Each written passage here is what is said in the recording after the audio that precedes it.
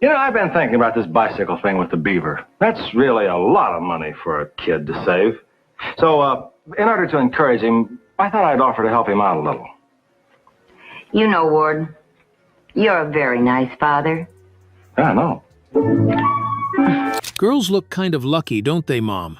They don't have to be smart. They don't have to get jobs or anything. All they gotta do is get married. It sounded innocent back then.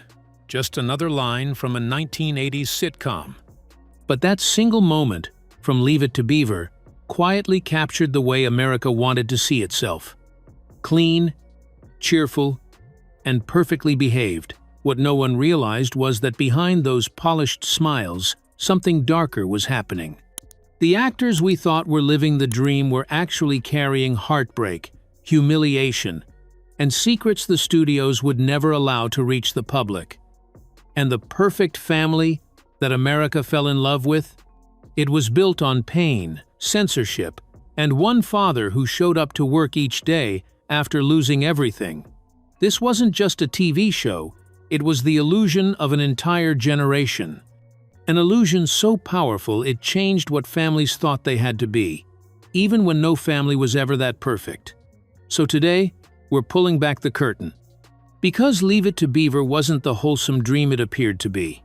It was the show that dared to cross lines television had never touched, from forbidden scenes to emotional breakdowns hidden behind closed studio doors. And once you hear what really happened to the stars who played America's perfect family, you'll never look at the Cleavers the same way again. But to understand how deep those secrets ran, we have to start with the myth itself, the flawless family that America believed in, even when the people inside it were falling apart. Before there were streaming shows, before color TV, before reality stars and endless channels, there was one family America trusted completely, the Cleavers. Every Friday night, millions of viewers tuned in to Leave It to Beaver, not for drama or scandal, but for something far more comforting: predictability. Ward, June, Wally, and Beaver, the family that always did the right thing. The father was calm, the mother always smiling, and the kids, well, they made mistakes, but never ones that couldn't be fixed by the end of the episode. It was the 1950s dream come to life. Tidy houses, polite children, and the illusion that the world was simple and safe. But Leave It to Beaver wasn't just entertainment. It was social engineering, wrapped in laughter. It showed America the life it wanted to believe was real, at a time when the country was terrified of chaos, the Cold War, segregation, and cultural change all simmering in the background. Inside those 25-minute episodes, every problem had a solution. And yet, that illusion came at a price. Because behind the polished front door of the Cleaver home, real people were carrying pain the script never mentioned. Jerry Mathers, the face of innocence; Tony Dow, the perfect big brother; Barbara Billingsley, the flawless mother; and Hugh Beaumont, the man America believed was the most patient father alive. They weren't just acting in a sitcom. They were holding up an ideal that the real world could never match. And when the cameras stopped rolling, the cracks began to show. Because the man who played America's favorite dad was hiding a tragedy so devastating, even his closest co-stars didn't know the full story. To most of America, Hugh Beaumont was the perfect father, calm, wise, endlessly patient, the man every kid wished they had and every dad wished they could be. He played Ward Cleaver like he'd been born for the role. That deep voice, the half smile, the gentle lectures that always ended with a lesson. But when the cameras turned off, that calm smile was hiding something no one could imagine. In 1959, at the height of Leave It to Beaver's fame, Hugh Beaumont's real life fell apart. While he was filming in California, his wife, son, and mother-in-law were driving to visit him. Somewhere on the road between Minnesota and Los Angeles, tragedy struck. Their car lost control. His mother-in-law didn't survive. His son was badly hurt. News of the accident spread quietly through the crew. No headlines, no press, just whispers. Because the network didn't want America's perfect dad associated with grief. When Hugh returned to set, The producers gave him the same scripts, the same family scenes, the same lines about patience and love. And he delivered them flawlessly. He smiled on cue. He laughed when he was supposed to. But his co-stars noticed something different, a weight in his eyes that never left. Jerry Mathers later said that sometimes, between takes, Beaumont would just sit in silence, staring at the ground. Behind every cheerful dinner scene, behind every calm speech about responsibility, there was a man quietly breaking. Yet, he never let it show. He believed that if Ward Cleaver gave hope to families across America, then he had to keep playing him no matter the cost. That's the part audiences never saw, the price of pretending everything was perfect. Because for Hugh Beaumont, Leave It to Beaver wasn't a sitcom anymore. It was a mask. Every laugh track became a reminder of what he'd lost. He kept acting until the very end of the show, always professional, always dependable. But those who worked closest to him said he was never the same again. When the series finally ended, Beaumont quietly stepped away from Hollywood, retreating to Minnesota to live a simpler life, writing, farming, and serving as a Methodist minister. He left behind a legacy of calm, fatherly wisdom that America would never forget. But the truth? The man who taught the nation about family spent his final years healing from the one he couldn't save. And while Hugh was hiding heartbreak, another familiar face from the show disappeared completely, without warning, without explanation. Fans wondered what happened. The truth was stranger than anyone expected. If you watched Leave It to Beaver, you remember Larry Mondello. Chubby cheeks, messy hair, and a never-ending stash of snacks stuffed in his pockets. He was Beaver's mischievous best friend, the kind of kid who always had a bad idea, but somehow made you love him for it. Then, one day, he was gone. No goodbye, no explanation. Viewers just tuned in to a new episode, and Larry had vanished. For years, fans speculated. Some said the actor, Rusty Stevens, got sick. Others believed he'd been fired for misbehavior. But the truth, as it turned out, was far more complicated and a little sad. Barbara Billingsley, who played June Cleaver, revealed decades later that it wasn't Rusty who caused problems. It was his mother. She was fiercely protective of her son, maybe too protective, constantly arguing with producers, questioning scripts, and complaining about long filming hours. In a time when Hollywood controlled everything, being labeled difficult was the end of the line.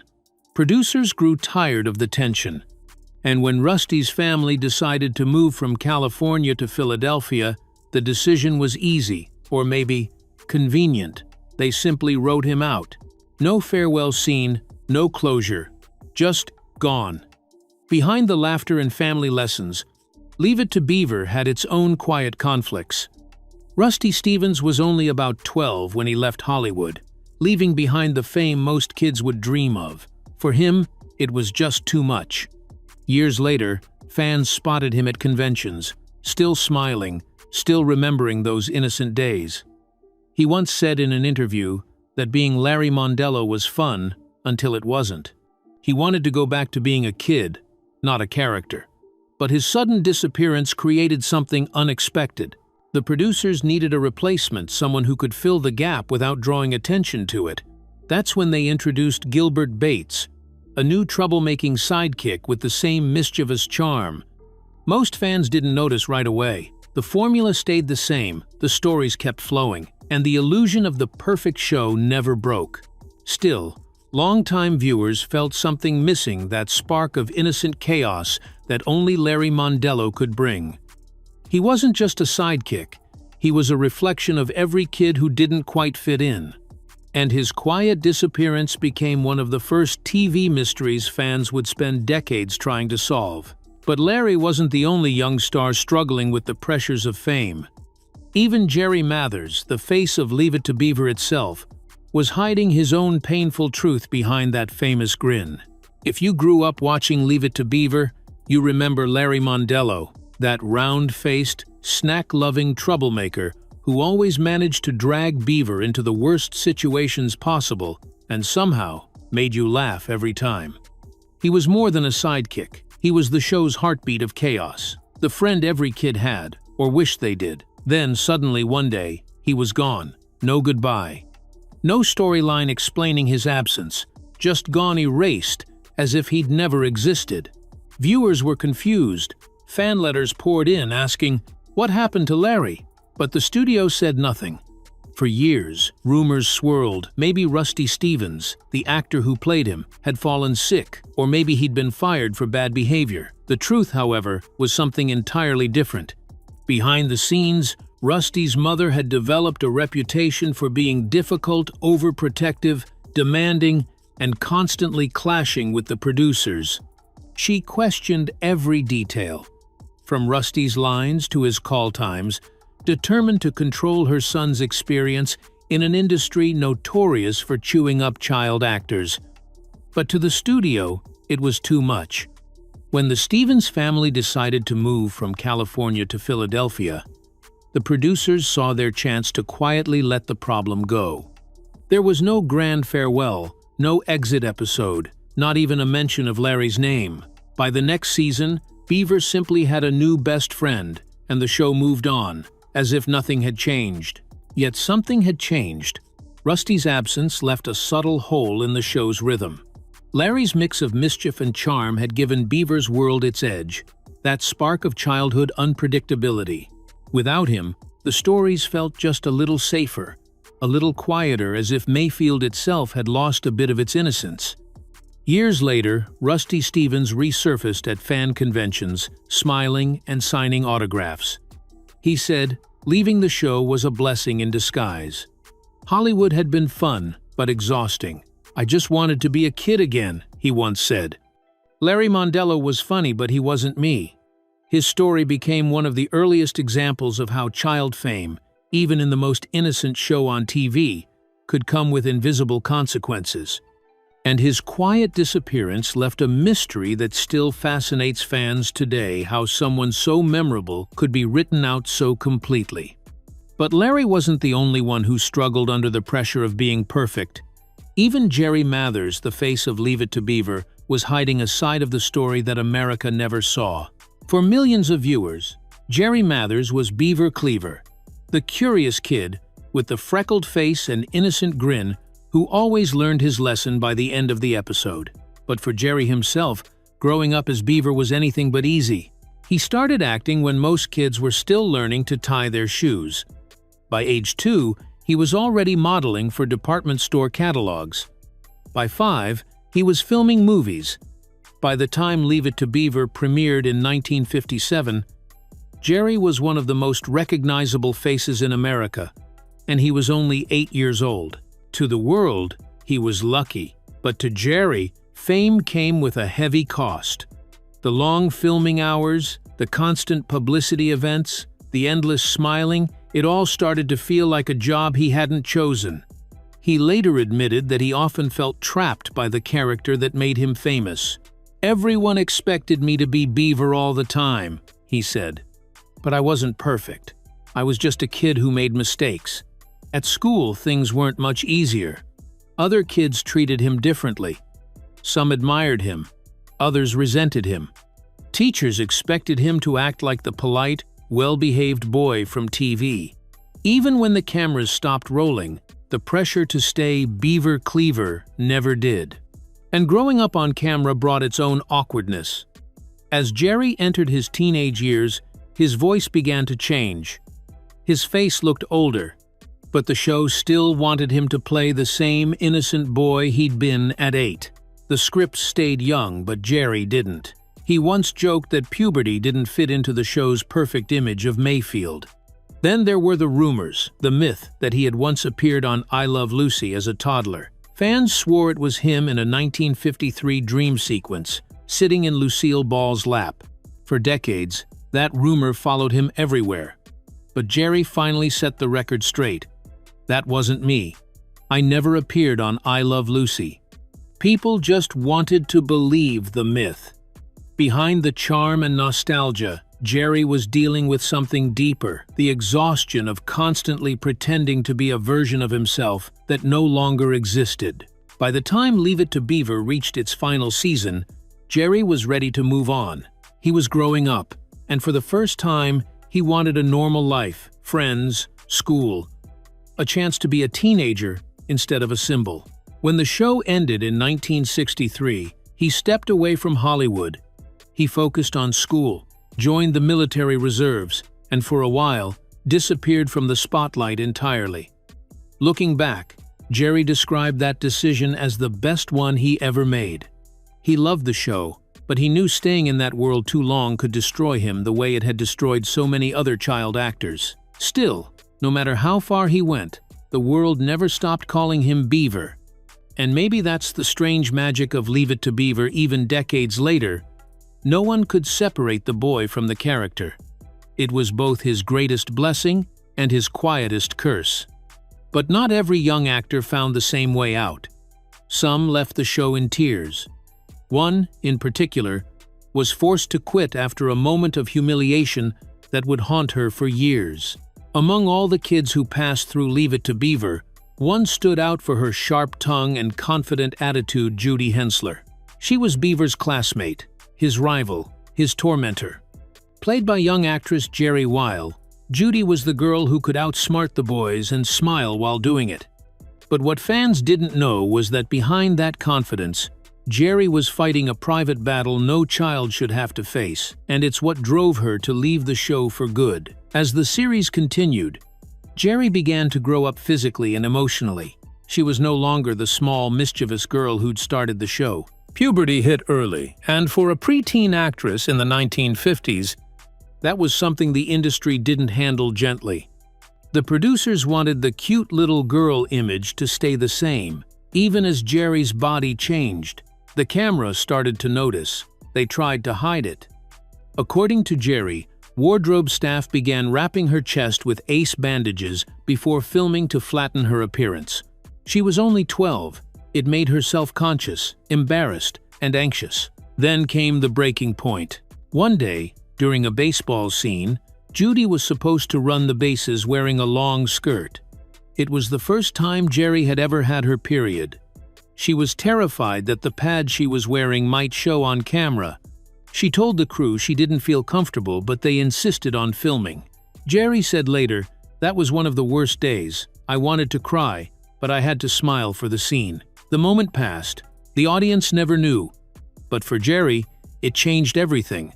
The joy she'd once felt on set was gone, replaced by a constant sense of shame and fear of being noticed for the wrong reasons. She later said that people often assumed she was fired, but that wasn't true. "I let them go," she explained in an interview. "I'd had enough." Leaving the show, Jerry stepped out of the spotlight completely. She focused on school, on having a normal teenage life, something most of her co-stars never got. It wasn't until decades later that she spoke publicly about what happened, not to blame anyone, but to remind the world how harsh fame can be on a child who's simply growing up. Jerry's story is one of the quiet tragedies buried beneath the polished perfection of Leave It to Beaver. While the show portrayed innocence, the truth behind the scenes was that even innocence came with a price. And while the young cast faced pressures no one talked about, the show itself was pushing boundaries that television had never dared to cross. Leave It to Beaver might look tame now. Leave It to Beaver might look tame now, but in the 1950s, it was daring, almost rebellious. It was one of the first family shows to show real childhood mischief, real misunderstandings, and most famously, the first show in American history to show a toilet. Yes, you heard that right, a toilet. It sounds absurd today, but back then, showing a bathroom fixture on television was considered scandalous. In 1957, CBS and ABC both had strict censorship rules, forbidding even the mention of toilets on air. It was indecent. They said something that didn't belong in polite American homes. But the writers of Leave It to Beaver had other plans. In the now legendary episode Captain Jack, Beaver and Wally bring home a baby alligator and have to figure out where to hide it from their parents. Their solution? the toilet tank. When the censors saw the script, they nearly lost it. They were held. Executives argued. Producers pleaded. Finally, after hours of negotiation, the network gave permission, but only if the camera showed just the top of the tank, not the bowl itself. That compromise, a brief, harmless shot of a toilet tank, became one of the most talked about moments in early television history. The press called it shocking. Parents complained, and the producers celebrated because they knew they'd quietly broken a cultural wall. It wasn't just about a toilet. It was about showing that TV could depict real-life messy, awkward, and human instead of a sanitized fantasy world. And in doing so, Leave It to Beaver set a precedent that would change television forever.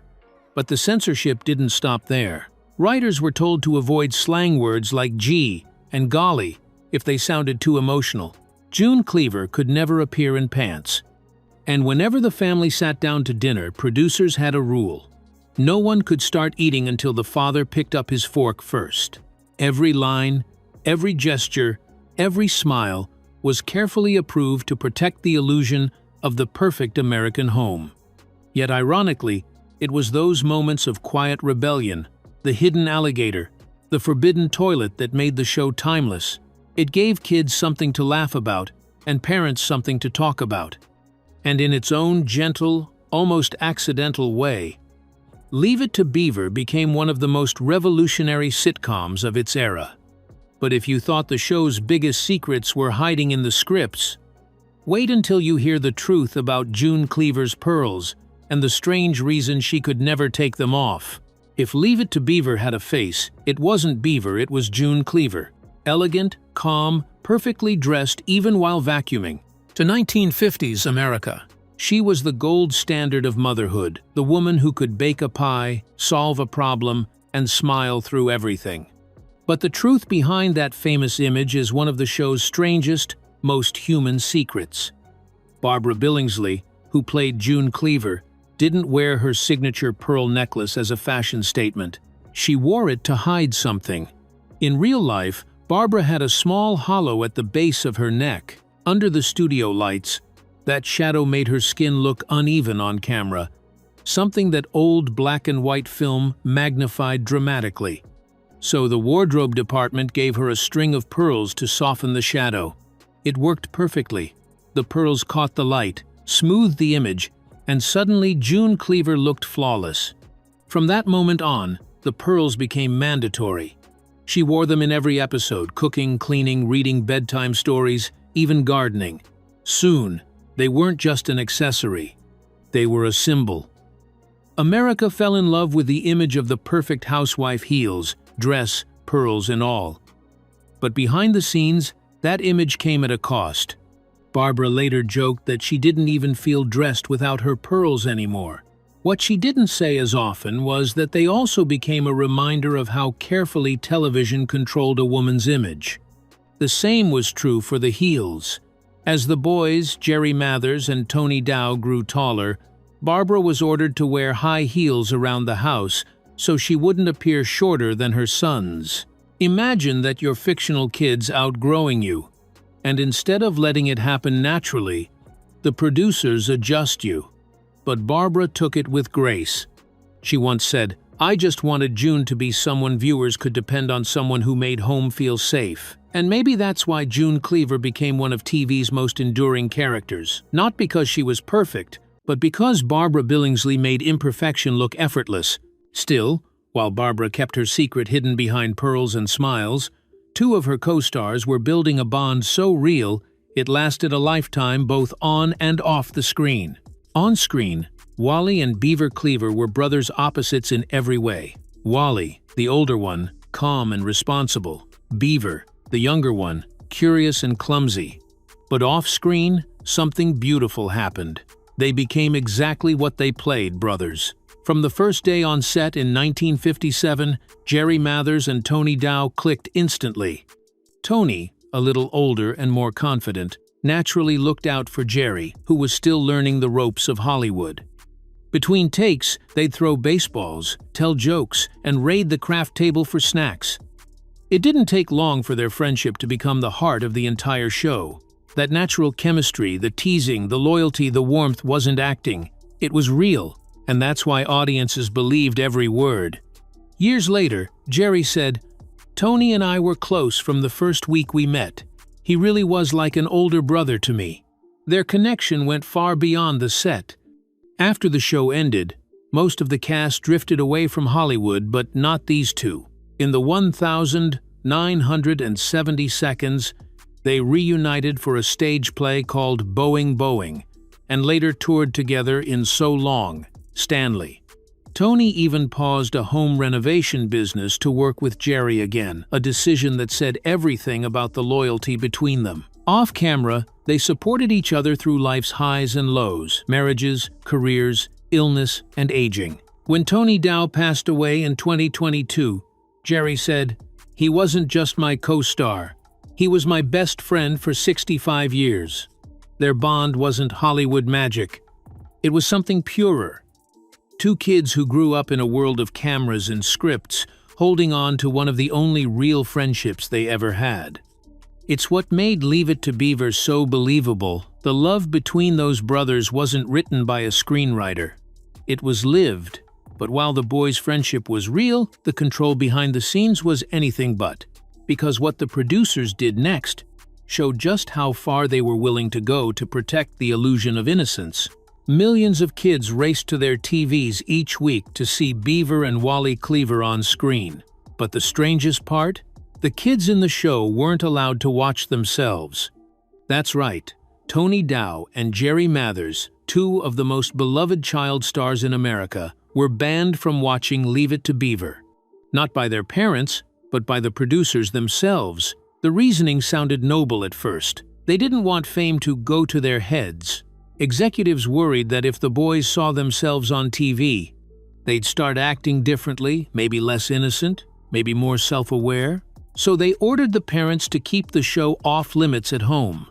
While the rest of the country laughed and learned from Beaver's mistakes, the real Beaver had no idea how the world saw him. Tony later said, "They told our parents we might become conceited. We were the stars of a hit show, and the only people who couldn't watch it. It was a strange kind of isolation, famous, but disconnected from your own success." When classmates asked Jerry about certain episodes, he couldn't answer. He hadn't seen them. Imagine being the face of a national phenomenon and never seeing what everyone else was talking about. In a way, it kept them grounded. When filming ended each day, Tony and Jerry went back to ordinary things: school, homework, baseball practice, hanging out with neighborhood friends. Maybe that's why they never lost their humility, even when the spotlight was blinding. But there's something quietly haunting about it too. Because while America was busy idolizing them, these two boys were kept in the dark, living inside a world they didn't fully get to see. And one of those boys, Tony Dow, had another secret life entirely. Before Hollywood ever found him, he was already a champion at something that had nothing to do with acting. Long before he became America's picture-perfect big brother, Tony Dow was already winning medals not on camera, but in the water. Most people don't know this, but Tony was a junior Olympic diving champion. At just 9 years old, he was hurling himself off 10-foot boards, slicing through the water with precision most adults couldn't match. His coaches said he had near-perfect form, fearless, disciplined, endlessly patient. For years, that pool was his whole world. Acting? That was never the plan. One day, his mother, a stuntwoman who'd worked in the business, took him to a small audition just for fun. He didn't even want to go. He was more interested in getting back to practice. But when casting directors saw his athletic build, bright smile, and calm confidence, they instantly knew he was different. He didn't act like a Hollywood kid. He carried himself like someone who'd already learned focus and control from sport. They cast him as Wally Cleaver on the spot. The discipline that had made him a diving star became the secret ingredient behind his acting. He hit his marks perfectly, remembered his lines, and handled the pressures of fame with the same quiet endurance he'd used to face cold water and hard landings. And yet, that choice, that one casual audition, changed his life forever. the Olympics would have to wait. America had found its new favorite big brother. Tony never stopped being an athlete, though. Even decades later, he said diving taught him something acting never could: the art of control. He carried that mindset through every role, every directing job, and even into his battle with illness years later. It's what made Wally Cleaver feel so real, the strength behind the kindness, the calm beneath the pressure. Because Tony Dow wasn't pretending to be steady and strong. He truly was. But as Tony's star rose, the show itself was moving toward its final chapter, and the ending that no one saw coming. By 1963, Leave It to Beaver was still going strong. Ratings were steady, the fan mail was constant, and the Cleavers had become an American institution, so when NBC suddenly announced the show was ending, audiences were stunned. Rumors spread fast. Maybe the writers had run out of stories, or the network wanted something more modern. But the truth was much simpler and far more human. Jerry Mathers, the boy who was Beaver, wanted his life back. After 6 years of filming nearly year-round, Jerry was entering junior high. He was 14. His friends were starting high school sports, dances, and dating, and he was still stuck inside studio walls, playing in one-year-old. The world saw him as a kid. Inside, he was growing up fast. He told his parents he wanted to focus on school and have a normal life. They supported him completely. When producers heard the news, they tried to talk him out of it, even floated the idea of continuing the show without Beaver. But everyone knew the truth. Leave It to Beaver couldn't exist without its heart. So, instead of fading away, the writers crafted a finale worthy of the show's legacy: Family Scrapbook. In that final episode, June Cleaver finds an old photo album, and the family sits together flipping through memories. Clips from earlier seasons flash by Beaver's mischief, Wally's milestones, Ward's wisdom. For audiences who'd grown up with the Cleavers, it was like watching their own childhood rewind. And then came the reveal everyone had been waiting for: the origin of Beaver's nickname. It turned out that when Wally was little, he couldn't pronounce Theodore. It came out as Tweeter, then Beaver. Simple, sweet, human. It wasn't a cliffhanger or a spectacle. It was closure, quiet, honest, and exactly what the show had always been about: family. When the credits rolled on the 20th of June, 1963, an era ended. After 234 episodes, America said goodbye to the family that had shaped its idea of perfection. For Jerry Mathers, it was freedom. For the rest of the cast, it was the end of something they'd built together: 6 years of laughter, lessons, and long days that would echo through TV history. But even decades later, the Cleavers weren't finished. Because 20 years after that final episode, something unbelievable happened. The family came home again. It was 1983.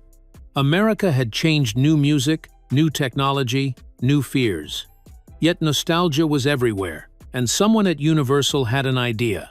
What if the Cleavers came back? The result was still the Beaver, a made-for-TV reunion movie that no one expected to work until it did. Viewers tuned in out of curiosity and ended up in tears. Seeing Jerry Mathers, Tony Dow, and Barbara Billingsley together again after 2 decades felt like stepping into a time capsule that still, somehow, fit.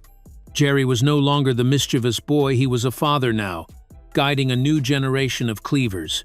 Tony Dow returned as Wally, the steady older brother turned responsible adult. Barbara Billingsley reprised June, her warmth unchanged, her pearls still shining. The chemistry was instant, as if they'd never left that familiar living room. Even Eddie Haskell, the legendary troublemaker, played by Ken Osmond, came back, older but just as sly. Fans loved it. Critics were surprised. The movie's success led to a new series, the new Leave It to Beaver, which ran for several seasons in the mid-80 seconds, proving that the family still had something to say. But behind the reunion was a bittersweet absence. Hugh Beaumont, the original Ward Cleaver, America's most patient father, had passed away the year before the revival. The first episode of Still the Beaver opened with a quiet tribute to him. A framed photo of Ward sat on the mantel, sunlight glinting off the glass. It was a small moment, but for longtime fans, it felt like saying goodbye all over again. The revival wasn't just nostalgia. It was a mirror, showing how much America had changed since the 1950s and how much it still wanted to believe in the kindness of the Cleavers. Jerry Mathers once said that filming Still the Beaver felt like coming home after a long dream. And for millions watching, that's exactly what it was. But even as the Cleavers returned to the screen, some of their real-life struggles were only just beginning, because fame doesn't disappear when the cameras stop. It follows you quietly for the rest of your life. When Leave It to Beaver ended, Barbara Billingsley thought her career would keep moving forward. After all, she'd become one of television's most recognizable faces, America's mother, the woman everyone trusted. But Hollywood didn't see her that way. They saw her as June Cleaver, and only June Cleaver. For years, Barbara couldn't land a single major role. Casting agents told her she was too wholesome, too polite, too perfect.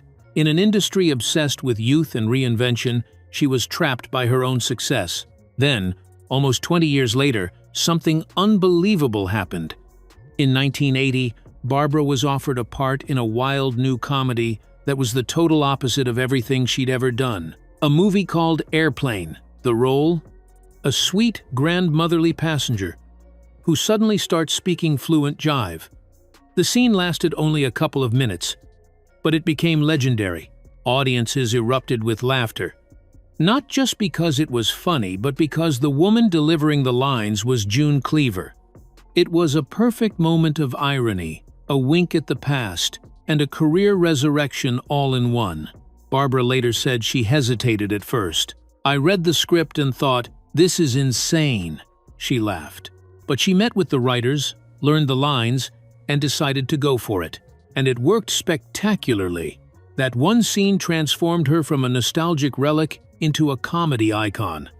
It reminded the world that behind June Cleaver's calm smile was an actress with razor-sharp timing and fearless humor.